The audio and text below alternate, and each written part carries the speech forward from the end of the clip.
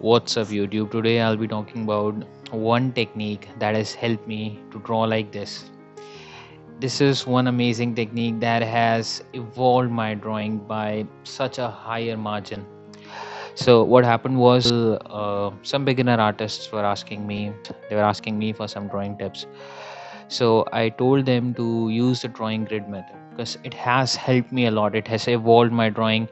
Earlier, I used to take around 4 to 5 days for me to draw a portrait. Now it takes around just 1 or 2 days because of this amazing technique. And I told them to use this method, and still the results were not that good. So today, I'll be explaining how to draw using the drawing grid method and how personally I use it, which app do I use. And after watching this video, you would be able to draw anything from the reference.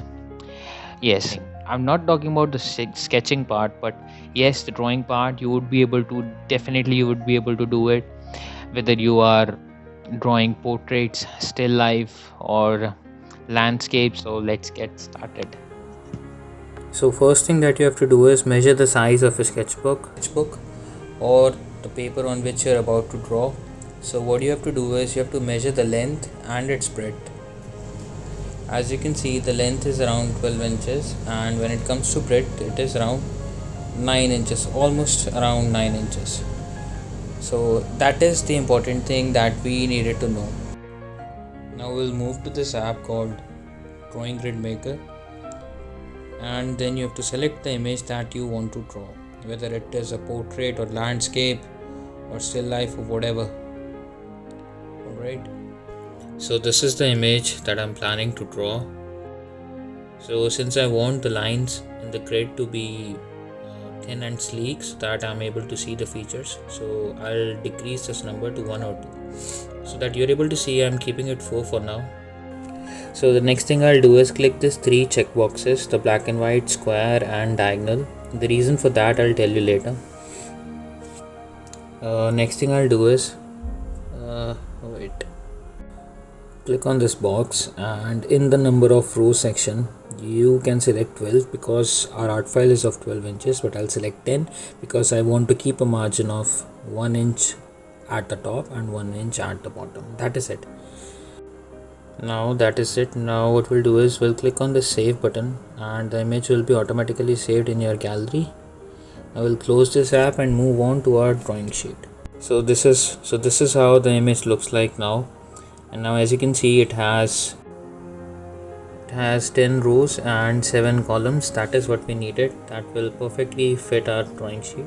So let's move on to drawing sheet, and I'll start making the grid here.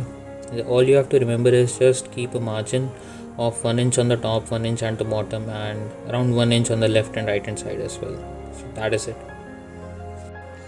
So first thing that I usually do is start by drawing the eye, because it is the most critical part and the most important facial feature, because of which you are able to recognize a person. Anyway, just open the image in your phone and zoom in whichever part you're drawing, and just simply see, for example, this eye is in between these 2 boxes and in this particular triangle. So you have to understand that because of the diagonals we are able to draw exactly where the eye is and where exactly the pupil is. For example, if we only had the boxes in the grid, then it will not be, the placement of the eye will never be exact. So that is why, and now you know exactly in which triangle which particular part of even the pupil is falling. For example, this light that is falling on the pupil, it is in which particular triangle. Now you know that. So that is very important thing. So that is it, the exact process that I follow to draw anything. So with this video, whatever I have told you in this video, with this you definitely would be able to draw anything, whether you want to draw portraits, landscapes, still life, or just whatever.